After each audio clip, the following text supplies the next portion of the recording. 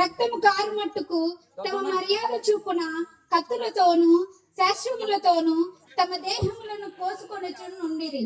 ఈ ప్రకారము మధ్యాహ్నమైన తర్వాత అస్తమయ నైవేద్యము అర్పించే సమయము వరకు వారు ప్రకటన చేయిచూ వచ్చిరి. గాని మాట అయినను ప్రత్యుత్తరం ఇచ్చు వాడైనను లక్ష్యము చేసిన వాడైనను లేకపోయేను. అప్పుడు ఏలియా నా దగ్గరకు రండని జనులందరితో చెప్పగా జనులందరూ అతని దగ్గరకు వచ్చిరి. అతడు క్రింద పడద్రోయబడి ఉన్న యెహోవా బలిపీఠమును బాగు చేసి యెహోవా వాకు ప్రత్యక్షమై నీ నామము ఇశ్రాయేలునని వాగ్దానమునందిన యాకోబు సంతతి గోత్రముల లెక్క చొప్పున 12 రాళ్లను తీసుకొని ఆ రాళ్ల చేత యెహోవా నామమున ఒక బలిపీఠము కట్టించి దాని చుట్టూ 2 మానికల గింజలు పట్టునంత లోతుగా కందకం ఒకటి త్రవ్వించి కట్టెలను క్రమముగా పేర్చి ఎద్దును తునుకలుగా కోసి ఆ కట్టెల మీద ఉంచి జనులు చూచుచుండగా మీరు 4 తొట్ల నిండా నీళ్లు నింపి దహన బలి పశు మాంసము మీదను కట్టెల మీదను పోయుడని చెప్పాను. అది అయిన తర్వాత 2వ మారు ఆ ప్రకారమే చేయుడని అతడు చెప్పగా వారు 2వ మారును అలాగూ చేసిరి. 3వ మారును చేయుడనగా వారు 3వ మారును చేసిరి. అప్పుడు ఆ నీళ్లు బలిపీఠము చుట్టూను పొర్లి పారెను. మరియు అతడు కందకమును నీళ్లతో నింపెను. అస్తమయ నైవేద్యము అర్పించు సమయమున ప్రవక్తయగు ఏలియా దగ్గరకు వచ్చి ఇలాగు ప్రార్థన చేశాను. యెహోవా, అబ్రహాము, ఇస్సాకు, ఇశ్రాయేళ్ల దేవా, ఇశ్రాయేళ్ల మధ్య నీవు దేవుడివై ఉన్నావనియు నేను నీ సేవకుడినై ఉన్నాననియు ఈ కార్యములన్నీయు నీ సెలవు చేత చేసి తిననియు ఈ దినమున కనపరచుము. యెహోవా, నా ప్రార్థన ఆలకించుము. యెహోవానైనా నీవే దేవుడివై ఉన్నావనియు నీవు వారి హృదయములను నీ తట్టుకు తిరగ చేయదువనియు ఈ జనులకు తెలియనట్లుగా నా ప్రార్థన అంగీకరించుము. అతడు ఇలాగున ప్రార్థన చేయుచుండగా యెహోవా అగ్ని దిగి దహన బలి పశువును కట్టెలను రాళ్లను బుగ్గిని దహించి కందకమందున్న నీళ్లను ఆరిపోచేసెను.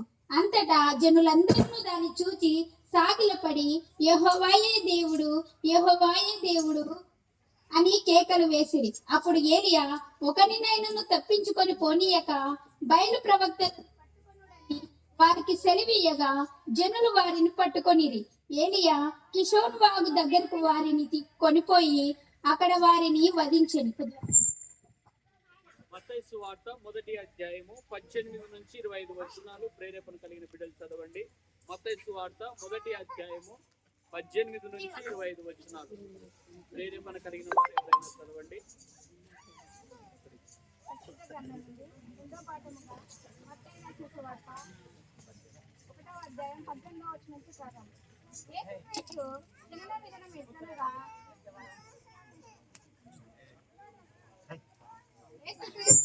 జనన విధానం ఎట్లనగా ఆయన తల్లి అయిన మరియా యేసోపునకు ప్రదానం చేయబడిన తర్వాత వారు ఏకం కాకమునిపే ఆమె పరిశుద్ధాత్మ వలన గర్భవతిగా ఉండెను. ఆమె భర్త అయిన యేసోపు నీతిమంతుడై ఉండెను. ఆమెను అవమానపరచునెల్లక రహస్యముగా ఆమెను విడనాడనని ఉద్దేశించెను.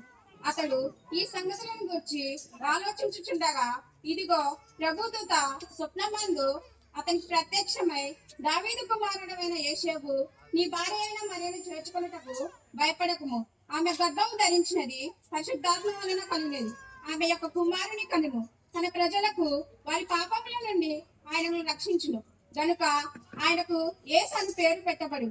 ఇదిగో కన్యక గర్భవతి కుమారుని కనును. ఆయనకు ఇమ్మానుయేలు అని పేరు పెట్టుదు అని ప్రభు తన ప్రవక్త ద్వారా పలికిన మాట నెరవేరినట్లు ఇదంతయు జరిగెను. ఇమ్మానుయేలునకు పేరునకు భాషాంతరముగా దేవుడు మనకు తోడని అర్థం. యేసోపు నిద్ర మేలుకొని ప్రభుదూత తనకు ఆజ్ఞాపించిన ప్రకారం చేసి తన భార్యను చేర్చుకున్నటకు ఆమె కుమారుని కని వరకు ఆమెను పెరగకుండెను. అతడు ఆ కుమారునికి యేసు అని పేరు పెట్టబడి. పరిశుద్ధ గ్రంథము నుండి కీర్తనల గ్రంథము 82వ సంకీర్తన మొదటి నుంచి ఉత్తర ప్రత్యుత్తరముగా చదువుకుందాం. కీర్తనల గ్రంథము 82వ సంకీర్తన సంగమంతయు కూడా ఉత్తర ప్రత్యుత్తరముగా చదువుకుందాం.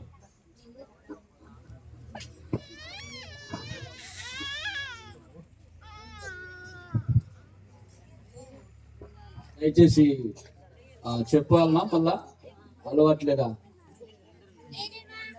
అలవాటు చేసుకోవాలి, చెప్పకముందే నిలబడడం నేర్చుకోవాలి. కీర్తనల గ్రంథము 82వ సంకీర్తన. దేవుని సమాజములో దేవుడు నిలిచి ఉన్నాడు, దైవముల మధ్యను ఆయన తీర్పు తీర్చుచున్నాడు. ఎంతకాలము మీరు అన్యాయంగా తీర్పు తీర్చుదురు, ఎంతకాలము భక్తిహీనులైన పక్షపాతము చూపుదురు. పేదలకును తల్లిదండ్రులు లేని వారికి న్యాయము తీర్చుడి, శ్రమ గల వారికి దీనులకును న్యాయము తీర్చుడి. దరిద్రులను నిరుపేదలను విడిపించుడి, భక్తిహీనుల చేతిలో నుండి వారిని తప్పించుడి. జనులకు తెలివి లేదు, వారు గ్రహింపరు, వారు అంధకారంలో ఇటు అటు తిరుగులాడుదురు. దేశమునకున్న ఆధారముల నీవు కదులుచున్నవి, మీరు సైన్యములను